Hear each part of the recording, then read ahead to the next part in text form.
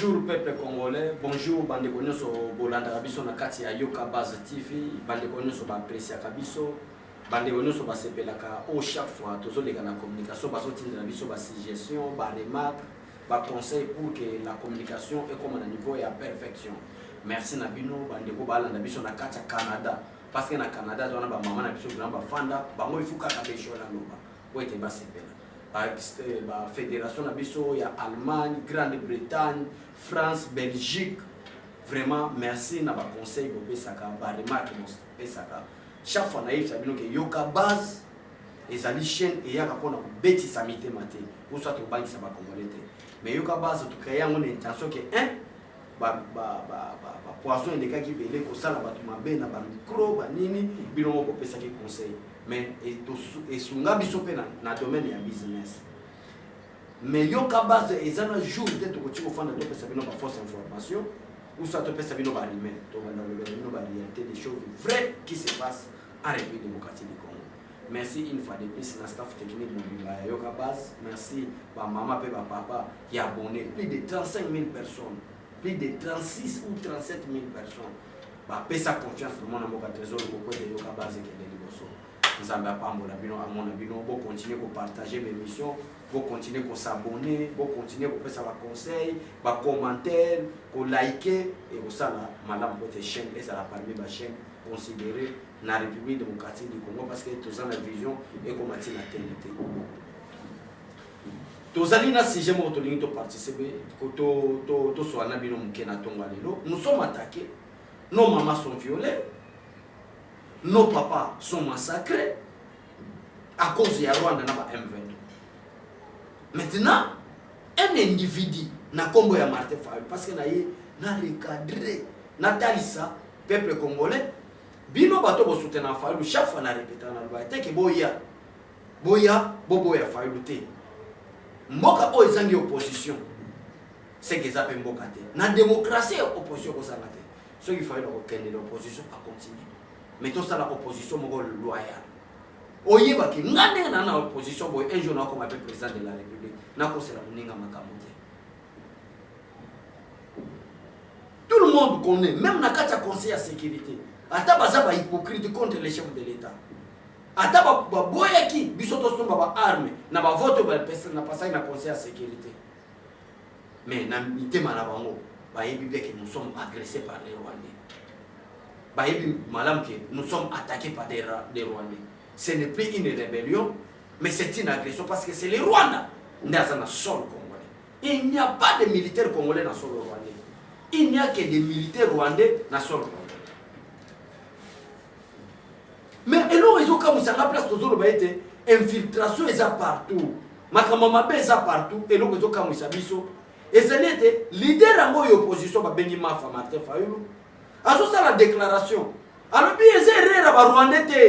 c'est Martin Fayulu, c'est étonnant. Aujourd'hui la politique na un moté mamabe.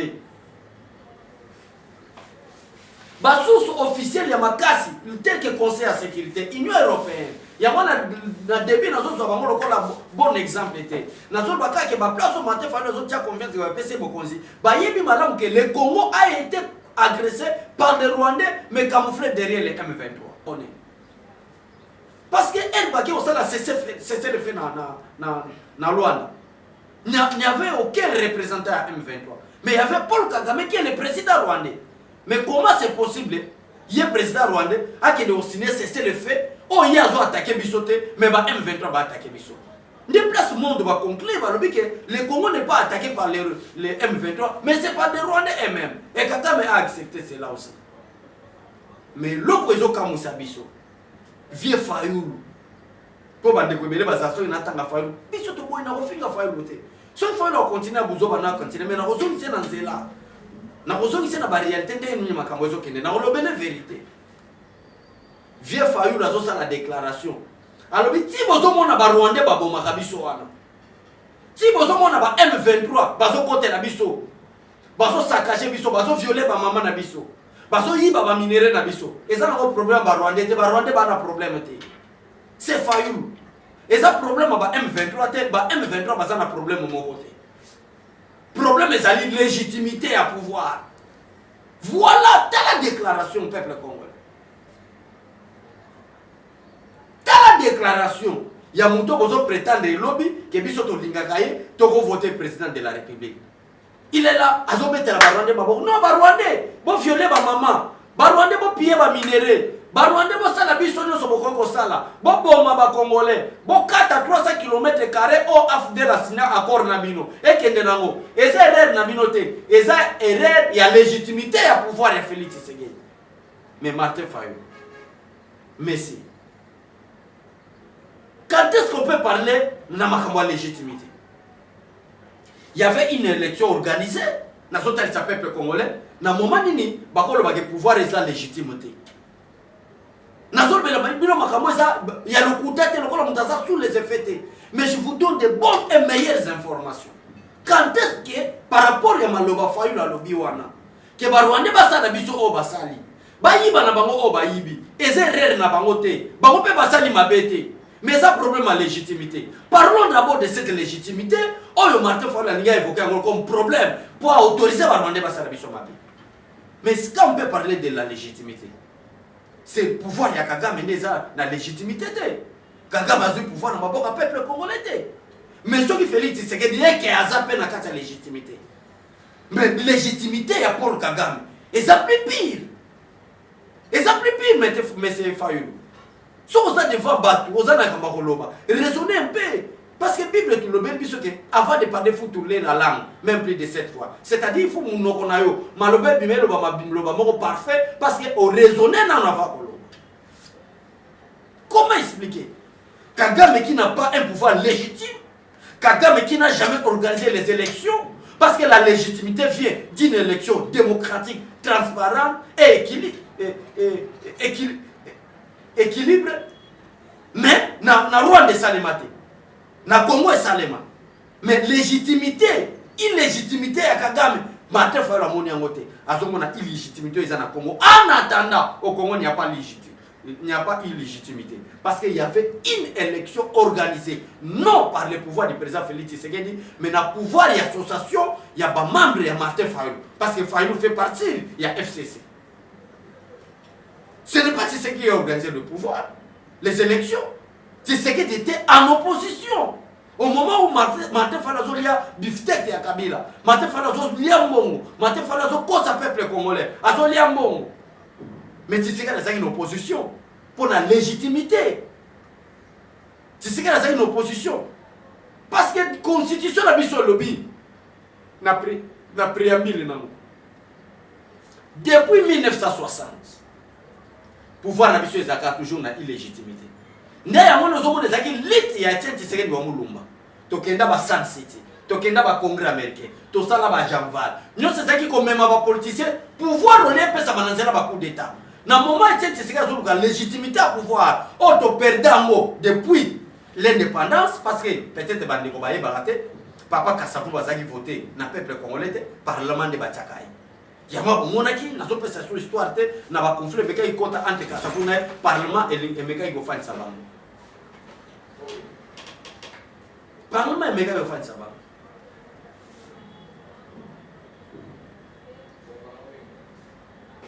Parlement mais quand on fait ça,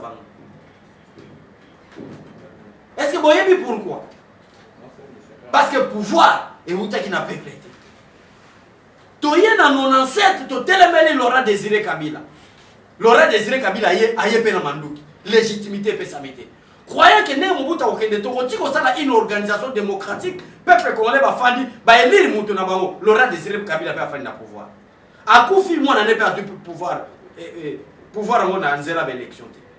Maintenant, Félix Tshisekedi continue en opposition, mais c'est Martin Fayulu si vous n'avez pas l'histoire. Désolé. Tu Bundi, tu Luki, si tu as organisé l'élection, Oyo Fayulu, il y a un candidat. Il y a un candidat dans l'élection, Félix Tshisekedi a mis président. Légitimité correcte qui a la tête au moment où peut-être que Tshisekedi a organisé l'élection, il y a un cours constitutionnel, il y a un membre de Séni. Tant que Kabila a organisé Séni, tant que Kabila a organisé le cours constitutionnel, tant que Kabila a organisé la Makamunyo Soana, Tshisekedi est en position à boire légitimer Kabila en tant que député national, à que siéger dans l'Assemblée nationale. Mais Martin Fayulu a siégé. Mais tout le la vérité. Et l'autre personne peut ça la place pas si mingi. Martin Fayulu zo bata ma légitimité. Mais c'est Fayulu. Il y a de légitime Kabila. Tu sais que dans le que c'est bonhomme, c'est étranger. Pour qu'il ait légitimité. Bon, il y a mon fan dans la bande, bon, il y a siéger dans l'Assemblée nationale. Mais il y a qui n'a pas participé. Mais tu sais qu'il fait, tu sais que nous avons la première légitimité. Un mec qui a participé. Un mec qui n'a pas contacté. Parce que c'est un étranger au hasard à la merci à ma Congolais.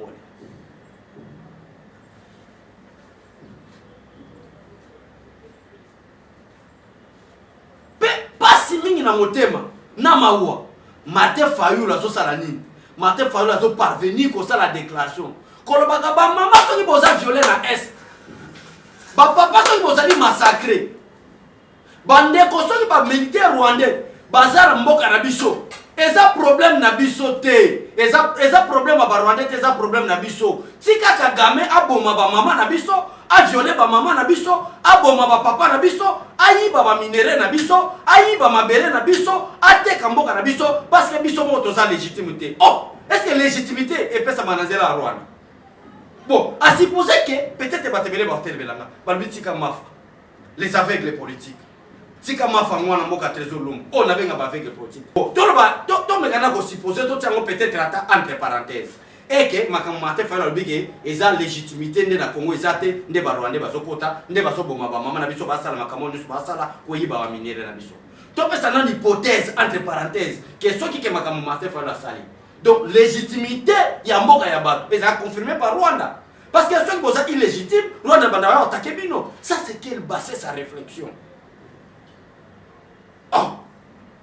Donc soki Félix Tshisekedi eza illégitime nde ya mwana Rwanda zo abondisa biso. Ce Félix Tshisekedi a la légitimité, Rwanda va se biso. Donc, Rwanda a sa légitimité. Pour être président, ça a confirmé, mais c'est Martin Fayulu. Peuple congolais, est-ce que bon, on va comme Fayulu la salle? Bon, on va déclarer à Fayulu la salle. On y a sa merci à chef de l'État. Après ça, merci à chef d'état-major général, na militaire, que makambo babandi ko sala lelo, même pendant 18 ans, pendant 24 ans, et tika na ko sala maté. Tout le monde y a un kaka na commandant suprême qui est le président Félix Tshisekedi Tshilombo. Mais Fayulu la zolo bangote. Est-ce que vous avez la sorcellerie? Est-ce que le peuple congolais vous comprendre qu'il noki? Yami Soumakasi. Ndé moi to bige non. Ton secteur te futoya. Nene to banda ki na débit to bige bisu to pesa ba fausse information te. To beta ka pe ba limete. To beta ka makamu mutalobi, to sali discernement, to raisonner, to confondre ngo na mibe kwa mboka. To tala est-ce que mutu wana azana nzela, to azana nzela te. Donc il faut le beti à côté. Comme s'il n'est pas un leader politique. Comme s'il n'est pas un leader d'opinion. Ozala batu balanda kayo mais c'est Fayulu. Bato nyoso balanda ko bazo babasate. Ko buleti ke so batu bazo landa yo seke yo leki batu na mayele. Ezala mutu muso azolanda yo. Atali alubi ke idéologie a bien cause n'est pas Martin Fayulu. Mais amoni yo na ba politique à lokuta. Ndeko mususu azana Kisangani, place yo wuti. Ndeko mususu azana Kivu, na Nord Kivu, Sud Kivu, Bukavu, Goma, Beni, Butembo. Aza kuna bandeko na baza maltraité par des Rwandais. Tant que mona ke yo pesa leader politique ozana bambiso comme président de la République, ozo betela ba Rwandais babo ba Rwandais merci hein. Bosa la obolingi parce que zéré na biso pouvoir les amakamba légitimité ya mabata ke biso. C'est quelle bassesse ya réflexion? C'est quel raisonnement? Nde ya mwana yaki natalisa peuple congolais. Bande konanga bota la bino moko. Bota la bino moko vient na bino Fayulu makamba sali ba déclaration. Nde ya mato yoko déclarer que mutazo luka malheur na biso azali banda ta na Congo. Ezaka bato ozomona ba ko sa peuple congolais. Ba bomela biso domaine éducatif. Total isabana na biso malamu te. Bana biso bazala ba capacité ya ko sala discernement te. Bana biso bazala capable te ya ko sala dissertation. Ba bomi domaine éducationnel. Pour ba yebi malamu ke ba banda lo ba biloko lokuta, peuple asa faible abanda kondima. Heureusement, ezana ba bechole na bango, ezana ba yoka so na bango, ba réunion na bango, ba communicateur na bango. O ba banda ya ko lo ba ba ke cet homme makamba zo ba il souffre d'une maladie mentale et zo singa ba meme na 5 bébé. C'est clair. C'est clair. Nous sommes en place toyi. Tu as porté sa peuple congolais, bota la ennemi en boka na bino. Biso na Rwanda, mais ce matin Fayulu soso ba histoire te. Biso na Rwanda, tout a commencé n'importe Mobutu. Pour Mobutu a fondé sa pouvoir na ye, peuple congolais. esengelaki afongola la frontière ete ba utu rwandais o baza chassé par Batuti bakota baya kufana na mabele mais basala ke lo te Mobutu azali makasa sécuriser ba tango Mobutu akomi affaibli ba rwandais toujours avec intention ya ko balkaniser la République démocratique du Congo o babanda depuis 1960 ba moni ke bakokite bake uluka ngambo masasu bake uluka Laurent Désiré Kabila en attendant il y a des militaires rwandais mais en tête batia ba congolais po ba benga ngote une rébellion mais ba benga ngo une agression plutôt ba benga ngo agression te mais ba benga ngo rébellion parce que na tête à rébellion wana ezali banani ezali ba congolais parce que ceux congolais azate et comme agression basinya ba corps na bango Monsieur Martin Fayulu na présence ya communauté ya fameuse communauté internationale et derrière il y avait un ancien président de la République américaine Bill Clinton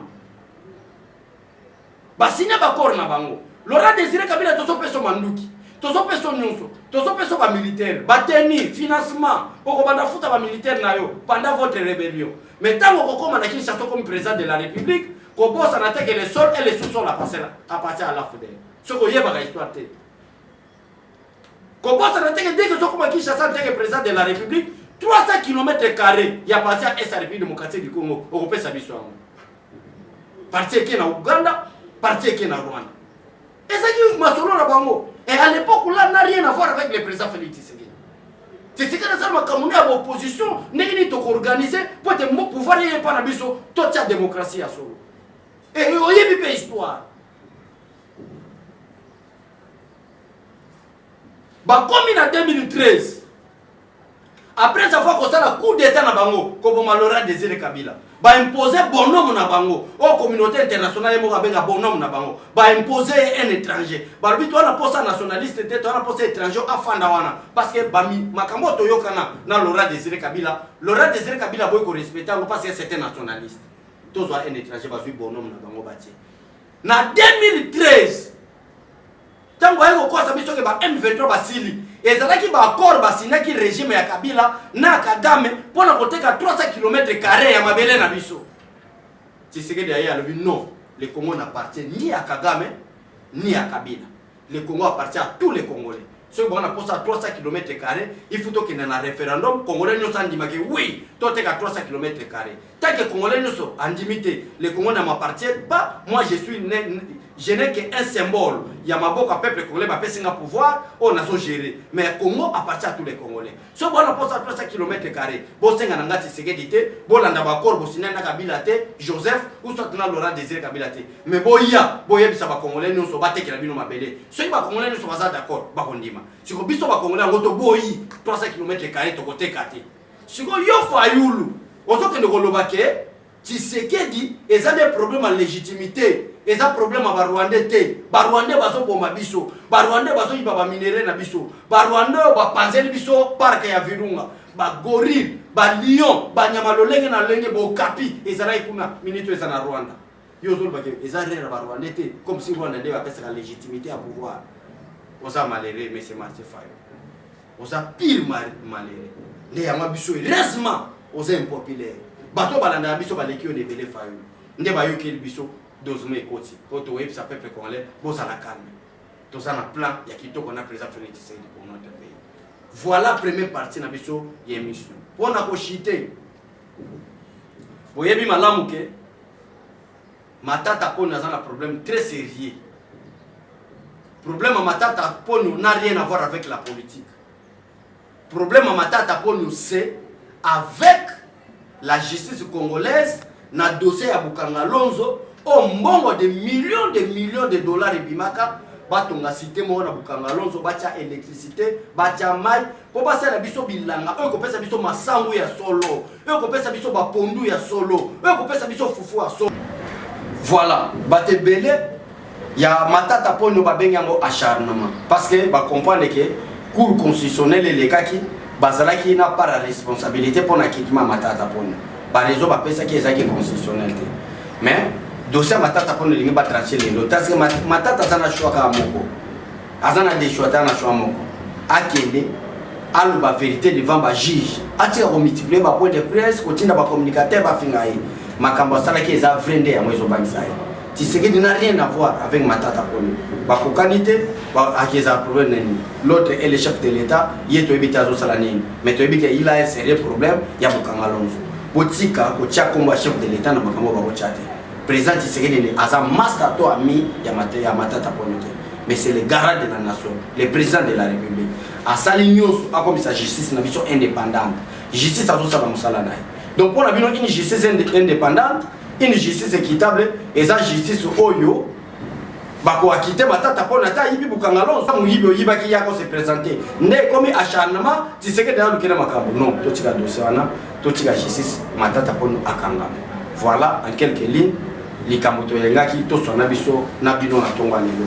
Pour continuer pour partager l'émission Nabiso, pour continuer pour s'abonner, so pour que si biso à 50 000 abonnés na Mboula Oyo et au Sala Malam, parce que tout ça déjà na 37 et tout na 40. Si tu commences à 50 000, tu vas dire que 50 000 sous et vous allez faire un effort pour place vos informations et à solo de A. Zamba Pangola, tout le monde à la prochaine. Merci.